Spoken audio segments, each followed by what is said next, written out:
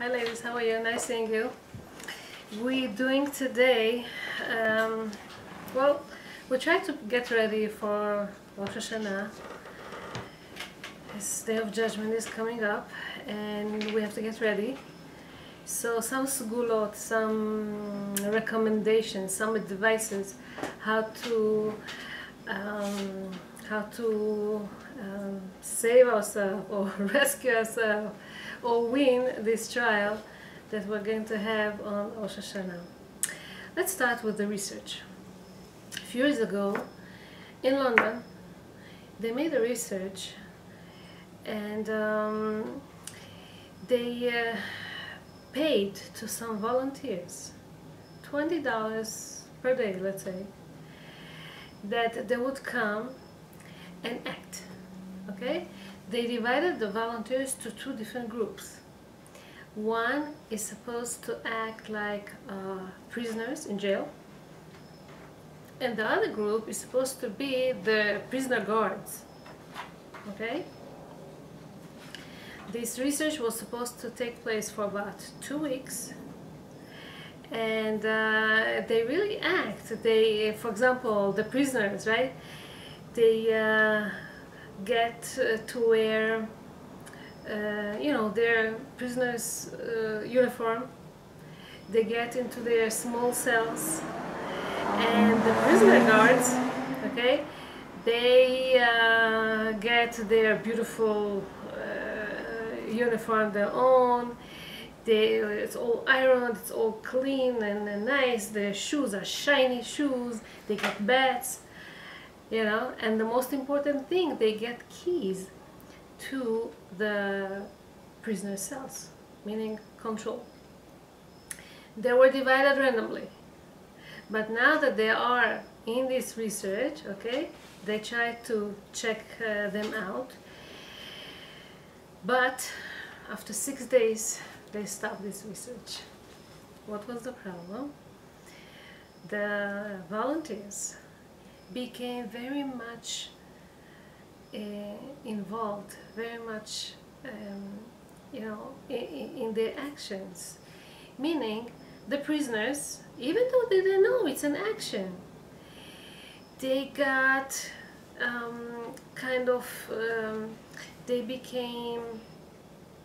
they got symptoms, okay, developed symptoms that are like a mental breakdown, depressed, submissive, obedient, and no motivation whatsoever to do anything. They don't initiate anything. Depressed. The guards on the other side became very aggressive, very wicked, very violent. So they couldn't continue this research and they stopped it. And they called one by one the people and they tell them, listen, do you mind to give up the money that we wanted to give it because we don't want to continue this research? So of course the prisoners were happy about this, but the guards, they were upset about that. They wanted to continue to act the same way that somebody gave them a permission to act a certain way. They wanted to continue abusing and being violent and so on and so on. How come? How come? Interesting, after they finished talking to the people, the volunteers that played like the prisoners, they went back into their cells again, head down, obedient, continue. Hello? You don't have to go to your cells anymore. Nobody will force you. You don't have to be locked there, nothing. But they continued this type of behavior. How come? Because in their thought, the jail became something real for them. The imaginary handcuffs that they put in their hands, okay, became reality for them. The prison, even though it's not a wanted place to live in, nobody wants to be there, but it became, in a way, it was comfortable for them. They accepted it. They accepted it, and they didn't mind to continue like that also. That is so interesting, because see how people, instead of changing, doing stuff, they have the possibilities that you can do, you can live, you can progress, you can. Instead, they they wanted to stay local and to have the comfort of this jail that in a way, you know, gives them protection. Wanted to tell you about a person, a man, a rabbi, okay, that started very, very low, and how he changed, how he made a change. Rabbi Eliezer ben Hokos, you probably heard this name, okay? When he was a young man, when he was young, it was very hard to get into his head. He couldn't study, he couldn't learn. It was very, very hard. His father, Horkinos, was very, very rich man. He hired the best teachers to teach him to read, to write, Torah, Mishnah, Gemara. Nothing got into his head. Couldn't comprehend, couldn't understand, couldn't accept, nothing. And so he sent them, like all his brothers, he sent them to work in the fields. Now, he wanted to continue studying, this Eliezer, and but he couldn't understand anything, and nothing got into him. So the father gave him the hardest jobs, to plow on the mountain. On the mountain there's rock, it's a rocky field, it's very hard to plow over there, but be busy, you know, keep yourself, don't think about learning, because, you know, it doesn't lead you to anywhere. His other brothers, they get to work in the valley, it was easier. By him, they gave him the hardest jobs. And he goes and he plows, with a plow he goes there, and at a certain point, you know, his cow bumped into this rock and fell and broke his leg, and he couldn't continue doing anything. So he sat there and started to think again. I wish I would be in Yerushalayim. I wish I could study. I wish, you know, I don't want to be here. I don't want to be here. He stayed there for a few hours, and then said to himself, I'm going, I don't care. He left everything in the field and ran away, started to work, to march towards Yerushalayim. A long walk, you know. He was living in the Galilee, I think, in the north of Israel. So he was walking and going for days and days and days. He didn't have anything to eat. He didn't have anything to drink. He was tired. He was exhausted when he came to Yerushalayim. When he came to Yerushalayim, first thing that he was searching for is the big yeshiva of Rabbi Yochanan ben Zakkai. Right? We mentioned him last week. So he comes there and he's looking for the rabbi. And when the rabbi comes, he sees a man that's exhausted, that's tired. Did you eat anything? Do you need anything? I'm fine, I'm fine, I'm fine. I came to study. Well, what do you know? Do you know Gemara? Do you know this Perushim, this Mishnah, this Torah? I'm sorry, Rabbi, I don't know anything. He didn't know, and I'll make it short because you know the story.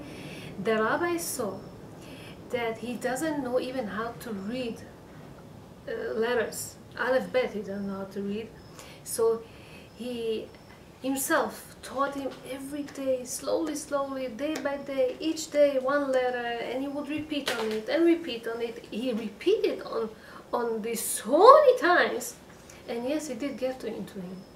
And then he started to learn Torah, and then he started to learn Mishnah, and he started to learn so much, and Baruch Hashem, really, he was able to understand, and he became a great, great man. Some time passed, and it says that Horkinos, his father, we said he was a rich man, he came to Yerushalayim to speak to Rabbi Yochanan ben Zakkai. He wanted to dispossess Eliezer from all his fortune. He was a rich man, from his properties, from his inheritance, whatever. And the rabbi understood that this is Eliezer's father. Now, Eliezer didn't know that his father is coming, and his father, Horkinos, didn't know that Eliezer is about to speak. So Rabbi Yochanan made a big celebration. He asked the whole biggest people of Yerushalayim to come, They were all sitting, and he asked Eliezer to come and say Dvar Torah. And Eliezer spoke so special. He spoke very, very deep things and very important stuff. And then the father, he realizes that it's his son that's talking. He comes to the rabbi, and he tells him, Rabbi, I really wanted to take out from my will my son, but I think I'll give him everything. Of course, Eliezer didn't want, but that's not the story. The idea is that Eliezer thought, okay, Eliezer, he really started from nothing. And it says about him, Bor sud she'eno me'abed tipa. It's like a cemented pool that doesn't lose even one drop. All whatever he learned from Rabbi Yochanan ben Zakkai, always he used to quote him and say things on behalf of his rabbi. And he became the biggest rabbi. He was the rabbi for Rabbi Akiva. He had a lot of students. So, this is Rabbi. What's the problem? The problem is that people say, but I can't. What do you want from me? What do you want from my life? I'm not able. I'm not capable of. I'm not religious. What do you want me? I cannot do this and this and that. I'm not rich. I'm not smart. I'm not this. I'm not... And people, in a way, put labels on them. You see me? I'm stupid. I don't understand. And because they label themselves, they really believe, okay, in what they really believe that they're not capable, they cannot do. And like it says in this story about Rabbeinu HaKadosh. Rabbeinu HaKadosh came to the city where Elazar, the son of Rabbi Shimon Bar Yochai, used to live. Rabbi Shimon Bar Yochai with his son Elazar were in a cave, remember? So he says, did this righteous man, Elazar, did he leave a boy? The people of the town said, yes, he did. But you don't want to see. He's not religious, he's not what you think. And he's like, can you call him? Can I talk to him? Can I see him? Rabbeinu HaKadosh was the rabbi that wrote all the Mishnah. So they bring him over, and the rabbi tells him, you know, your father was a big rabbi, your grandfather was a big rabbi, you're able to do it too. I'll give you a big, your relative, Rabbi Shimon ben Asi ben Lakonia, whatever, your relative, he's going to be with you, he's going to guide you, he's going to teach you, and it will make you a rabbi. And they entitled him a rabbi, even before he started. So the question is, how do you make a rabbi, how do you give a smicha to a rabbi, how do you make this, how do you authorize him to become a great man when he's not? So Rabbi, his name is Rabbi Yehoshua, he says that once somebody believes in something, that he will be able to do it, he can do it. He told him, you're able to become a big rabbi, okay? And it wasn't easy to him in the beginning. It was very, very hard. It was very tough. It's not easy. But he tried and struggled and tried again and again and again. And then he did become a great man. And it goes like that. I heard it some time ago. There's a rabbi in Israel. His name is Rabbi Aaron Margalit. And he gives speeches and gives workshops and helps out a lot of people that have problems to achieve things. And he works with them with a guided imagery. Do you hear about this? Do you hear about that? Oh, positive thinking. So once he was called to speak in front of a group of teenagers, 14, 15, 16-year-old boys. And they were not so religious. And when he told them, if you want to do something, you can do it, they told them, with this guided imagery, one of them told him, oh, that's nonsense. How can you speak nonsense? It's not true. Cannot be. Cannot be. So he asked around, let's make an experiment. And it was a live experiment that he made, the first time he ever spoke. And he asked who would like to volunteer. So there was this Dan. Okay? Then he comes and to the stage, and he asks him, do you want to become a big rabbi?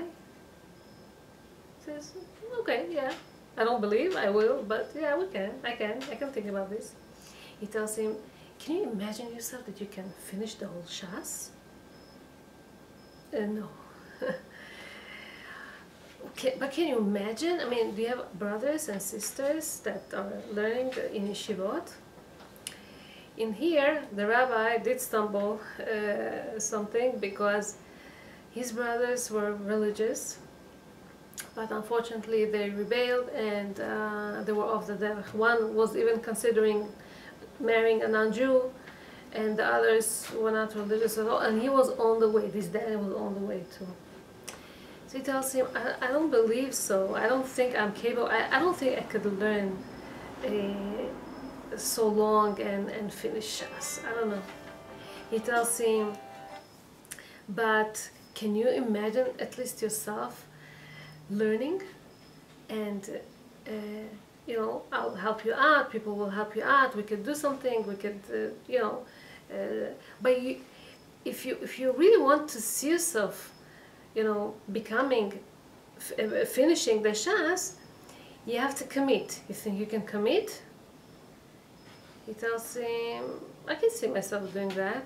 He tells him, in 4 years, if you're going to study every day 1 hour and a quarter, you know, 1 hour 60 and how many, 90 minutes?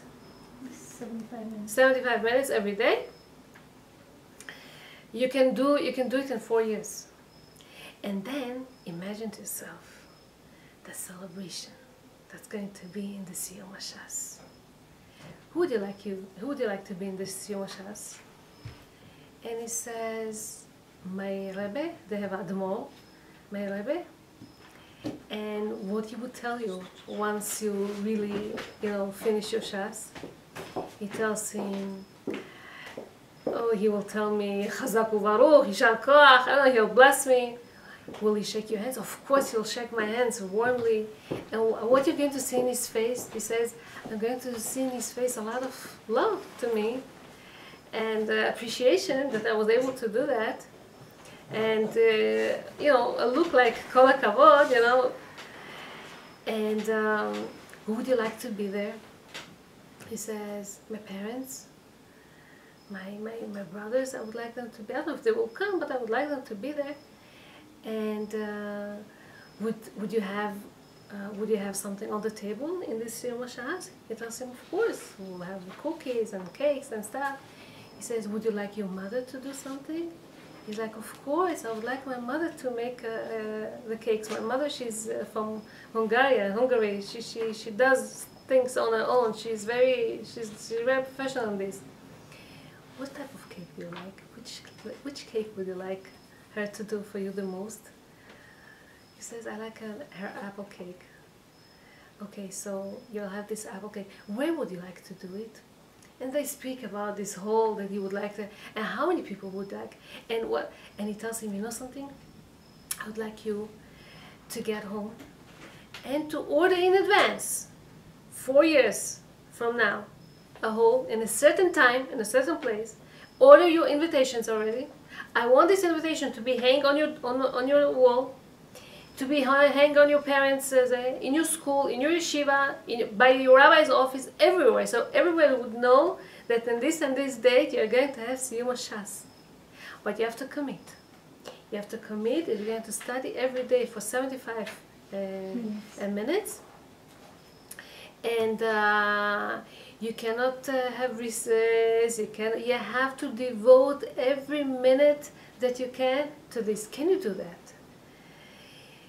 Imagining this beautiful event and the people that will come, and he tells him more. He tells him, you know, once you're going to finish your Shas, the greatest people would like to marry you, because for now, you know, and he saw how hard it was. He wouldn't believe that good people, good fellows will marry to him because of, you know, the hump that he has, his brothers that are off the derech and this. And he tells him, if you're going to have good families, good shidduchim, and you know something, your children, your grandchildren, everybody, you're going to have such a good nachar, and he talks and he explains and he, and this is called guided imagery. It really helped him out. So this Arav Aron Magalit, he made this thing on the stage and goodbye. He didn't hear of this boy for a long time. 4 years later, somebody calls him. He tells him, Rabbi, do you remember we were in this and this Shabbaton and you spoke with Danny and you made him study, blah, blah. He tells him, yes. He says, you know that this coming Sunday is going to get married? I didn't know that. And he tells him, not only this, on the day of his wedding, he's going to do, in the wedding the party, he's going to do shiur Shas. And he's like, that's very nice, that's beautiful. And please, can you be there, he tells him. I know that it's because of you that he really did that. He says, okay, I'll see. I'll talk to my wife and I'll see. He hangs up on the phone and his wife is asking him, you were really going there? He didn't even invite you. And he was thinking of that. Why didn't he invite me? I mean, if he was able to finish us, I did change his perception in life and I did help him out. Why didn't he invite me? He didn't know to go, not to go. And then he tells us, well, you know something? I have to be there, I have to give a class there, it's on the way. I don't mind to stop there for a few minutes and then continue on.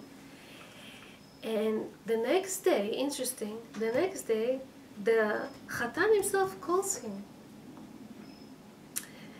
A day before his wedding. He tells him, Rabbi, this is Danny, I'm going to get married. He says, yeah, I heard. He says, I would like to invite you. And he says, okay, Kilo, what happened? He tells him, you don't understand. 4 weeks ago, I wrote you a letter. And I wrote all what happened to me during these 4 years. How you changed my life. How you made such a difference in my life. How because of you, all my family changed also. And the girls, my sisters, my other brothers, they learn in better schools now, and the whole house became different, and my mother is so happy, and my father is so happy, and I'm so serious, and my rabbis are complimenting me, and everything is so much better, and it's all because of you, and now I'm going to finish the Shas in the day of the wedding. It's just that, because of my excitement and everything, I didn't write your address right, and it came back to me. So I understand that you didn't get the invitation, so I'm calling you.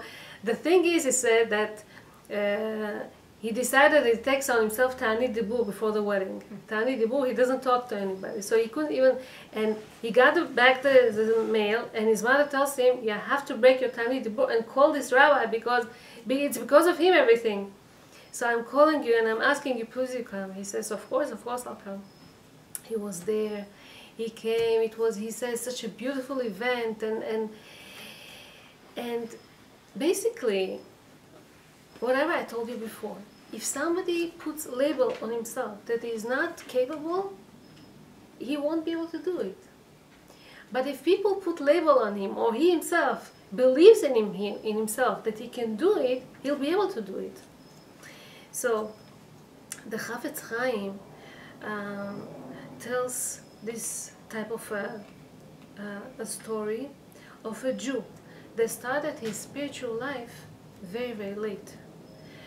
Not because of it wasn't his fault. He was this boy that's called the Cantonist.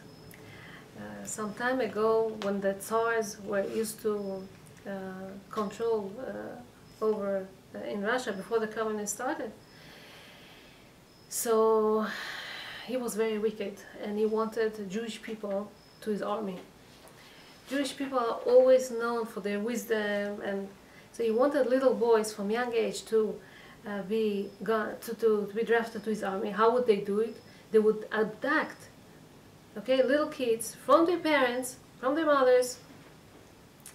Daylight, they would capture them and send them to all kind of villages rough people. They don't know themselves even, how to read and write. Don't know it, but they were rough, and they would teach them how to work the fields, on what to do in the day, and so they would become ready to this type of life in the army.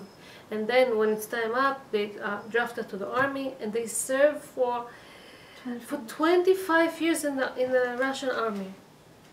When they come out in their 50s, they're ignorant. They don't know Hebrew, they don't know to read right, they don't know Jewish holidays, they don't know laws, they don't know nothing. Judaism, no, nothing. Many of them, during the process of being by these villagers or later on in the army, they even convert to Christianity, and they don't stay Jewish. And but this Yosale, his mother told him when they kidnapped him, she was holding his hand, and they were just took him. Don't forget that you're a Jew.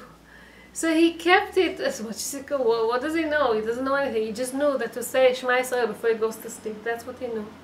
And that's what he used to do. And after 25 years, he was searching for a Jewish village to be among Jews. He comes to a place next to Vilna. A place next to Vilna, and he's in the shul there. They're sitting and learning between Mincha and Arvit. They learn Mishnayot. So the people in that shul, they were learning Mishnah, Masechet Yevamot. You know what's Yevamot? Whenever there is a brother that passed away, the wife, she has to get and he doesn't have children, right? So the brother, Masechet Yevamot. So they keep saying Yavam, Yavam, Yavam all the time. And he didn't understand what is this word Yavam, Yavam. He thought they're saying Yavan. Yavan is Greece. And he thought, what is this Yavan, Yavan all the time that they're talking? He was looking around, so that he was the only one that looked like non-Jew. He said, probably they're making fun of me. At that time, the Russian church belonged to the Greek church. So he thought that they're making fun of him. He started yelling at them, "You're making fun of me, that's not fair after all these years that I was suffering." Oh. And they're like, no, we didn't make fun of you, we're talking about Yavam. And he said, what is Yavam? They started to explain him. They saw that he doesn't know any concept in Judaism, nothing, he doesn't know anything. So they decided everyone will dedicate some time so that he would study something. One will teach him Aleph Bet, the other one slowly will teach him Torah and Mishnah and Halachot and this and that. And they say that in his old years he became Talmid Chacham just because his power of will. He really wanted. Okay, he didn't label himself, "I'm stupid, I don't know anything." He really tried. That's what they say. They say when somebody wants to, Resh Lakish says, Habali tameh potchin lo. Whoever wants to become tameh, to do sins, to be far away from Hashem, potchin lo. They open for him the doors to become not religious. Aval habali ta'er mesayin oto. Not only that they open the door, they help him out also. And they say also, Pitchuli, Hashem says, Pitchuli petach kechudo shel machat. Just open a small opening for me, and ani iftach lachem. I'll just help you out, and I open for you big rooms. So Hashem does give chances to everyone to renew from the beginning, and this is our chance now. Rosh Hashanah, it's a new beginning, it's everything. We are able to do. David HaMelech says in Tehillim, Ani hayom yeledeticha. Every day is a new day, and you can make a change. You can start a new page if you want. It's up to us. So this was the first advice, the first segulot that we can talk about. Don't label yourself. You can make a difference. You can make a change, and once you make a change, you break this, you break through, and you can go closer to Hashem. Second advice I wanted to give for how to get saved and rescue ourselves in this Judgment Day, Rosh Hashanah, says, רבה, כל המעביר על מידותיו, מעבירים לו על כל פשעיו. מסכת ראש השנה. Means, whoever works on his qualities, yields in, forgives, forgets, it doesn't answer back right away. Okay, all these people that really work on their qualities, ma'avir al midotav, he works on his qualities. In heaven, ma'avirim lo al pshav. If he made a sin, if he made a problem, they also pass it on. They also forget about this. The same way that he forgives, forgets, doesn't take to heart, they also forgives over there. This is a story that I read in there's booklets now that they came out about big rabbis in Israel about Rav Mordechai Eliyahu. So Rav Mordechai Eliyahu was sitting in his office when once a Chatan comes to him for betting. What was the problem? He was about to get married, and they called a certain band. They wanted to hire a band for their wedding. So he spoke with one of the head of the bands, and they agreed that they're going to meet in the afternoon. He's going to give him a down payment, and he's going to come on a certain day to his wedding. Fine. Some few hours later, the bride calls the groom, and she told him, you know something, I want a different band. Can you cancel this band? He calls him, and he tells him that he wants to cancel. He says, but you have to pay me the down payment. He said, why do you have to pay the down payment? Because we agreed, so you have to pay. He didn't want. They start arguing back and forth, back and forth. The head of the band tells the groom, let's go to Din Torah by Rabbi Mordechai Eliyahu. So they go there. They come to the rabbi. And the rabbi tells him, to the groom, you know something? Pay him back. Pay him back and Hashem will give you 10 times more, don't worry. Okay, he didn't argue, he paid full, let's say $500, he paid him $500, even though nothing was done yet, and that's it. That night, he studies in his yeshiva. He was in the library of the yeshiva, I was looking for some information, certain book. 1 o'clock a.m. enters a businessman, nice suit, really you can see that he's a wealthy guy. He comes and he starts talking to him in English. He's like, with his broken English, what? He tells him, I just made a big business, a big deal with one of these nearest hotels. This is some of the master of that deal, just take it. I heard that you're about to get married, and he left. Mm-hmm. He opens the envelope, $5,000. So, when you give in, you don't lose, you just gain. This is another segulot. It says, "Kol ha-merachem al habriyot, merachamim olam min hashamayim." Whoever have mercy on other people, so in heaven they have mercy on him. Listen to this amazing story. I read this in one of Chaim Valder's storybooks.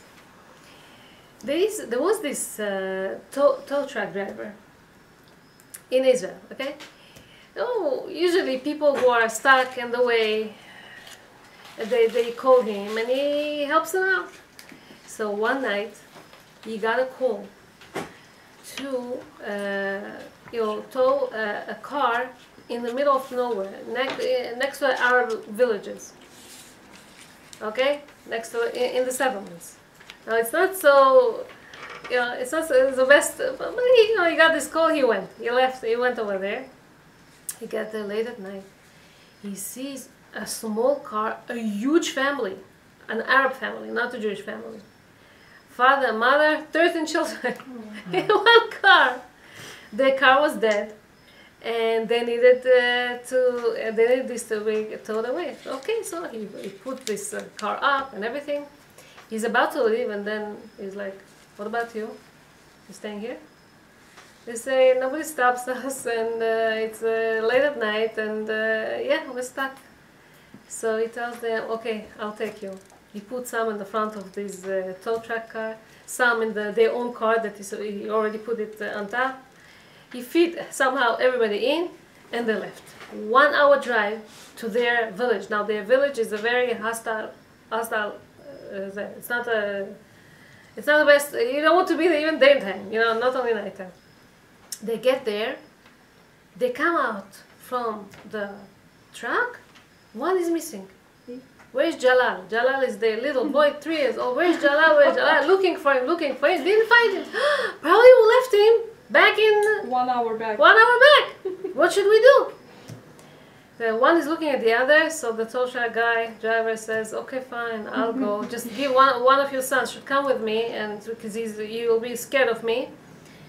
So Ataf, the oldest boy, came with him. He was 18 at that time. He looked that he hates him. He had this hate look in his face. He didn't talk with him all the way. So he didn't answer, he didn't talk to him too. 1 hour drive back to that little road that their car was stuck. Bless you. And then they see this little boy crying. He got so upset, this little boy, that he thought that the family ran out with this Yahud, with these Jewish people, left him all alone, and he was crying, he was hitting his brothers. How could you do this to me? So this Ataf didn't say anything. They just put him in the car. 1 hour, another drive to that village. They get there. This Ataf again, so you see so much hatred in his eyes, and he doesn't talk anything. Didn't even say thank you. This family. He said to himself, this driver, I didn't even hear thank you for wasting my whole night for this Arab family, and not even get appreciated. Bothered him. But then he said to himself, okay, what can you do? He left. He went home. He went to sleep, and he forgot about this. 2 years later. 2 years later, very rainy night, he's in the roads again.